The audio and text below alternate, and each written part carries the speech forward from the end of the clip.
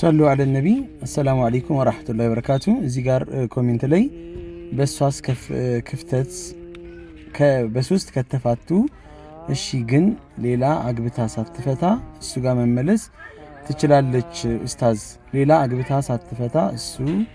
السوغا مملس تشلالش سيبال سلسمه ነው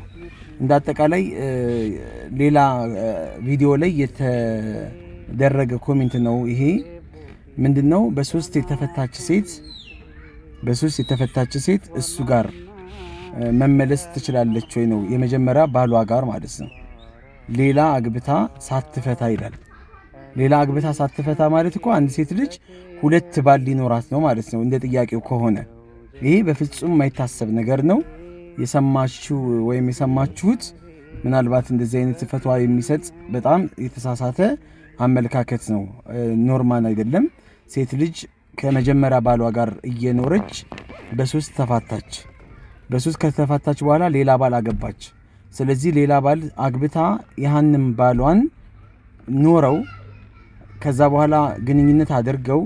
በሆነ አጋጣሚ ሳይስማሙ ከቀሩና ከተለያዩ ከዛ የመጀመሪያ ባሏ የሚፈልጋት ከሆነ ወደ መጀመሪያ ባሏ መመለስ ትችላለች እንጂ ኖርማሊ እንደዚሁ ዝም ብሎ የመጀመሪያ ባሏን ለማግኘት ብላ ሌላ ባል አግብታ ዝም ብላ ፈታ እንደዚሁ ወይም ሰበብ ምንም በቂ ምክንያት ሳይኖራት ዝም ብላ ፈታ የመጀመሪያ ባሏ ጋር ለመመለስ ብላ ከሆነ እንኳን አይፈቀድም አይቻልም እንደ ዝሙት ነው የሚቆጠረው ምክንያቱም ወደ መጀመሪያ ባሏ ለመመለስ ሁለተኛ ያገባችው ባሏ ጋር መጋባት ብቻ አይደለም ተጋብተው ግንኙነት ማድረግ አለባቸው ግንኙነት አድርጋ ከዛ በኋላ ደግሞ በሆነ መንገድ ሳይስማሙ ቀርተው ከተለያዩ ከዛ የመጀመሪያ ባሏ ጋር እሱ የሚፈልጋት እሷ የምትፈልገው ከሆነ መመላለስ ይችላሉ ብዙ ሴቶች ምን ያደርጋሉ ከመጀመሪያ ባሎቻቸው ጋር ይኖራሉ ከዛ ይለያያሉ ሶስት ተፋተዋሉ መመለስ አይቻልም ረጃቱ ማለት አይችልምና ወንዱ መልሽሻለሁ ማለት አይችልምና ይሄን አጋጣሚ ልታገኝ የምትችለው ሸሪዓው ያስቀመጠው ሁለተኛ ባል አግብታ ሌላ ባል አግብታ ያ ባል ካልፈታት ግንኙነት አድርጎ ከሷ ጋር ካልፈታት በስተቀር እንደማይቻል ስለምታቅ ንብረት አለኝ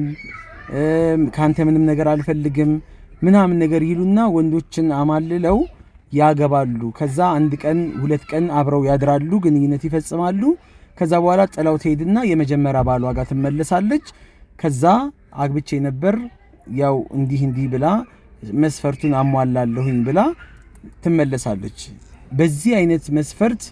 መጋባት አትችልም حرام ነው የሚሆነውና